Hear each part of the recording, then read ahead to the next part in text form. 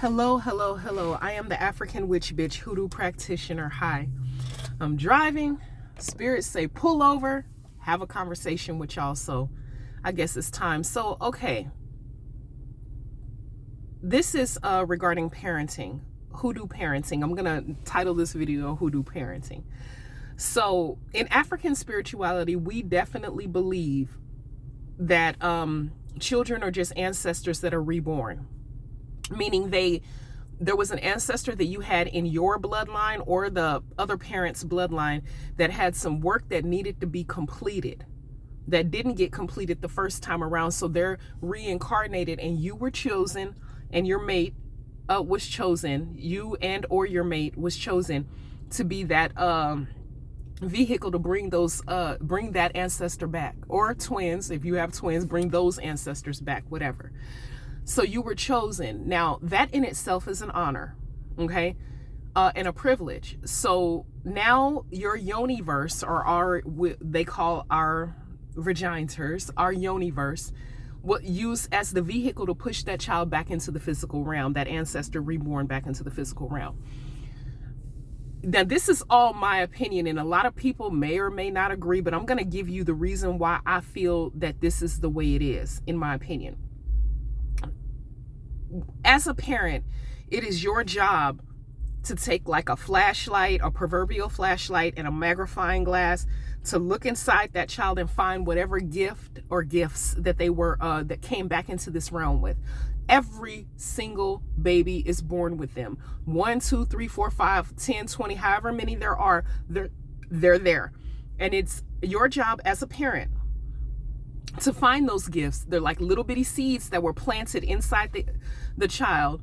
Water them and foster that gift, like planting a garden. Like you have to take care of it, put water on it, weed it, whatever, to foster that gift so that that child can grow up to be the best version of them. That literally is the definition of parenting. That is what you were sent for. Now, there's a difference between parents who love their children fully, who look for those gifts and foster them, and then there's warehouse parents. And let me explain to you my definition of a warehouse parent. That is a parent that treat their children like a box in a warehouse. They make the kid feel apologetic for being born, making the kid feel as though the parent is doing them a favor by providing basic ass needs, basic ass shit like food, clothes, water, electricity, whatever. And they they literally raise their children to feel as though the parent is doing that kid a favor by providing the basic ass shit, as if that kid asked to come here. They do very minimal, very, very, very minimal looking for those gifts that the child was born with. Very minimal. They honestly, truly, in my opinion, don't care enough about the child and don't value their role as a vehicle to bring that child forth, to search out those gifts and foster and water them. And I'm not talking about, when I say gifts, a lot of people think I'm talking about basketball and football, because in our culture, especially the Americanized African culture, the second you get a child that's especially a little boy, and he's tall, you want to stick a football in his hands. And I guess that's fine, but that's not the only gifts out there.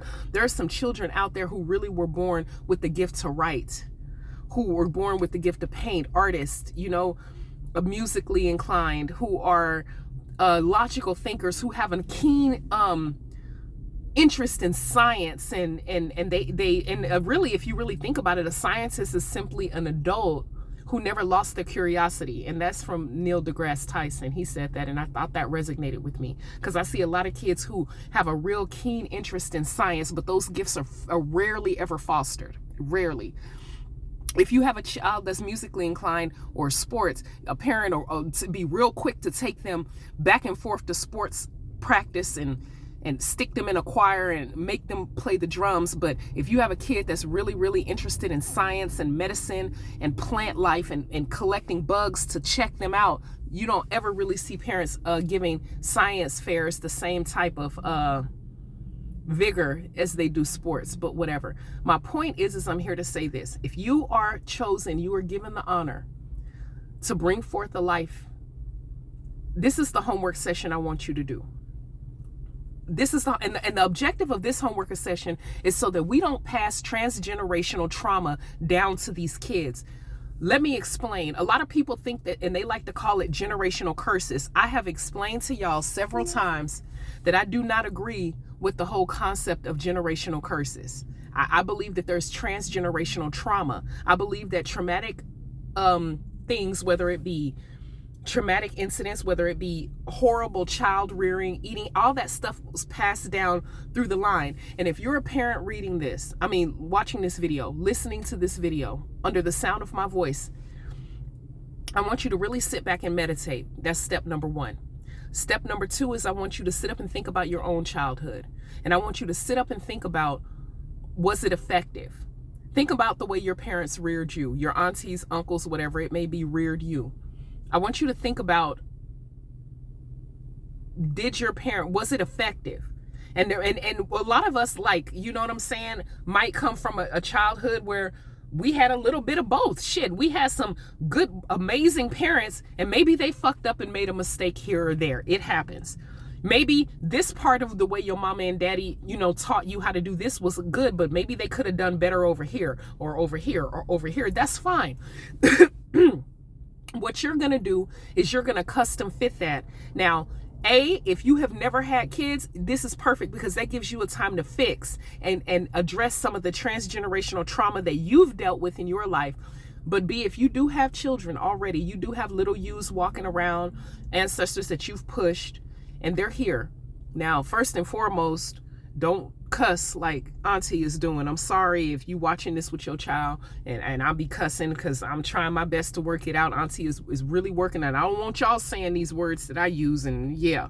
But if you are a parent and I want you to sit back and think, are you passing down some of those toxic behaviors that you were taught in your rearing, that went to parents who reared you, to your children? If you are a warehouse parent, own that shit and fix it. If you still have kids, I don't care if your kids are adults, make it right with them.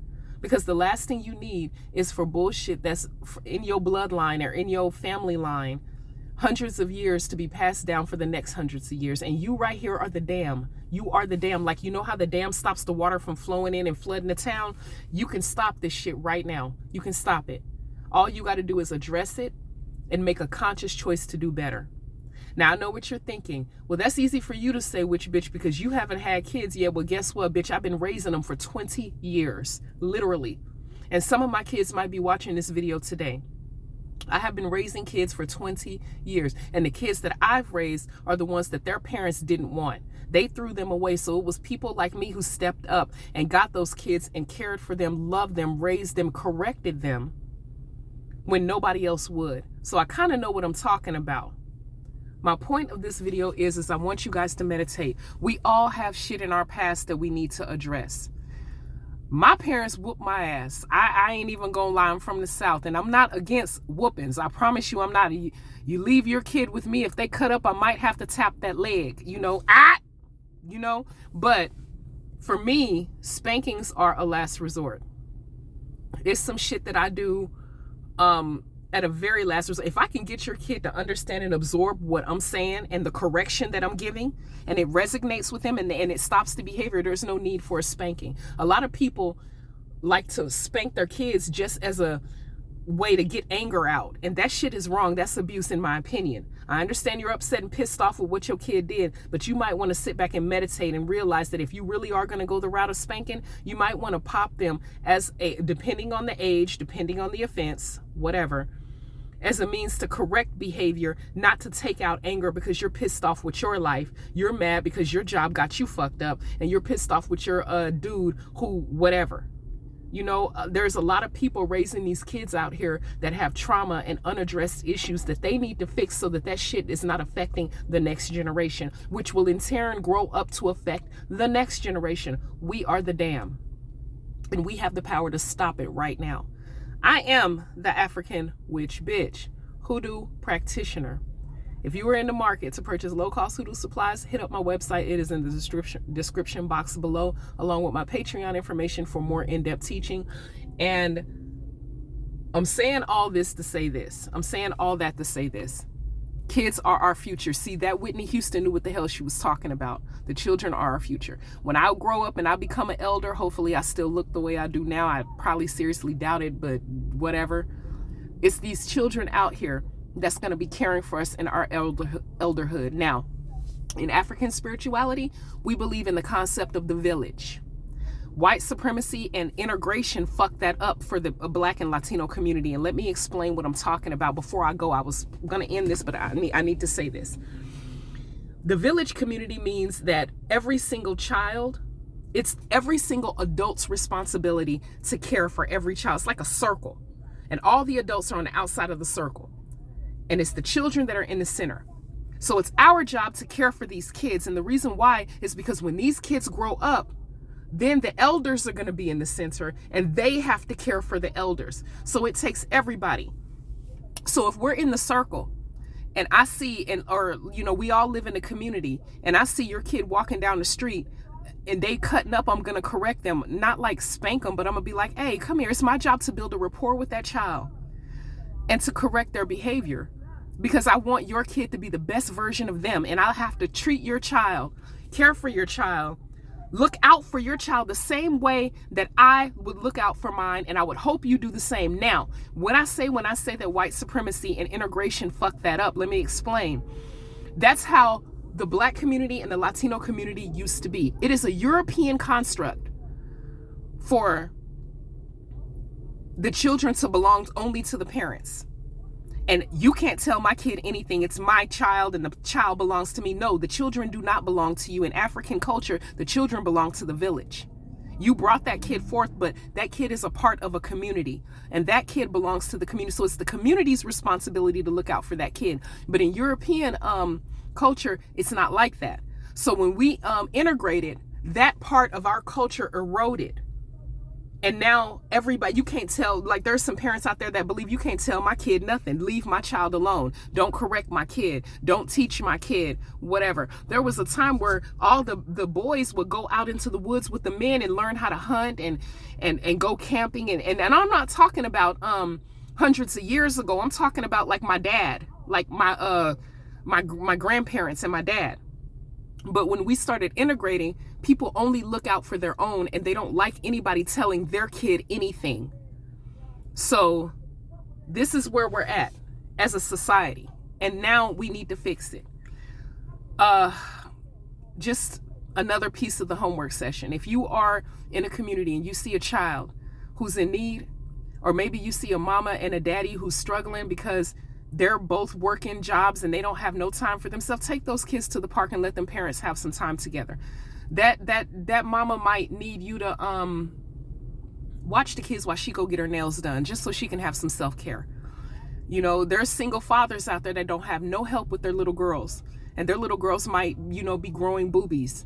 And you could, if you have some time, take that little girl to the store and buy her a bra. Maybe the dad may not feel comfortable. I have done that so many times. There's so many daddies out there. I have like 2 or 3 friends who are raising their little girls by themselves. And they asked me to do the woman aspect, and I have no problem doing that. And build that rapport, because let me tell you something else about that rapport with the kid. This is something y'all really need to know. I promise I'm finna end this video. We have a lot of sex abuse in this country globally. Actually, not even in this country, but freaking globally. And one of the biggest things that allow these perverts to hurt these children is because the kids don't have nobody that they can trust to go and tell when some shit ain't right. They don't have nobody they can trust. They can't talk to the teacher. They can't talk to their parents. They can't talk to their aunties. They don't have a neighbor. They can't, because everybody is their own little island in the community, which ain't even a community. So the perpetrator, the fucking pervert, gets to just walk around and hurt the kids, and nobody goes and says anything until the kids get older, and then they have the gumption to tell. But by then it's been going on for years or for however long. Please, please, please, please. If there's kids out there, build a rapport with those kids so that they feel safe coming and telling somebody. I don't care. Build a rapport. Play basketball with them. Play football. Play Monopoly. I'll whoop your kid's ass in some Monopoly. Real talk. That's my game. I'm really Scrabble. Whatever the case may be. Spend some time with them. You got a moment you out there doing yard work. Teach the kids how to plant a garden or a flower or whatever the hell. So that when you're out and the kids walking by and they waving, they might want to come and tell you, you know, the teacher at school did something and I'm scared and I don't know what to do. Teach these kids that it's okay to talk. Parents, tell your children that if anybody hurts them, if they don't even feel comfortable coming and talking to you, that they need to tell somebody so that we can stop this. Why was R. Kelly allowed to go along for as long as he did? Nobody in the community held him accountable. That's why.